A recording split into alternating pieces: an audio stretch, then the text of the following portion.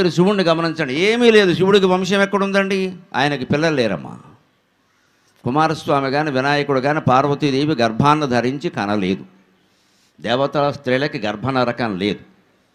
పార్వతి సహా, లక్ష్మి సహా, సరస్వతి సహా ఎవ్వరికి గర్భనరకం లేదు. ఇంద్రుడు భార్య శచీదేవి సహా, మన్మధుడు భార్య రతీదేవి సహా ఎవ్వరికి దేవతా స్త్రీలకి గర్భనరకం లేదు. వాళ్ళు పిల్లల్ని కనరు, వాళ్ళని ఎవరూ కనలేదు.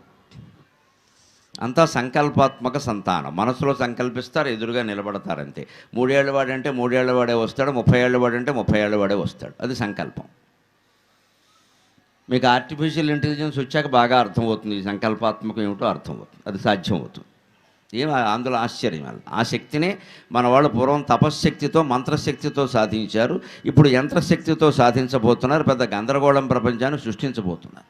అంతే వస్తుంది అంతా. అనేది ఆర్టిఫిషియల్ ఎంతవరకు ఉంటుందంటే ఆర్టిఫిషియల్గానే ఉంటుంది. అది ఇచ్చే ఆనందం కూడా అంతే. కానీ ఆ మాయా ప్రపంచంలోకి మనం వెళ్ళబోతూ ఉన్నాం, దాన్ని ఎవరూ ఆపలేరు. ఆ వెళ్లే ముందే యుద్ధానికి వెళ్ళే వీరుడు కవచం ధరించినట్టుగా మనం తత్వం, ఫిలాసఫీ అనేటువంటి కవచాన్ని ధరిస్తే ఆర్టిఫిషియల్ ఇంటెలిజెన్స్ వల్ల వచ్చేటువంటి మాయలన్నీ తట్టుకుని పరమాత్మ స్వరూపంగా మిగలగలుగుతాం, నిశ్చింతగా బతకగలుగుతాం. అనుమానం ఏం లేదు.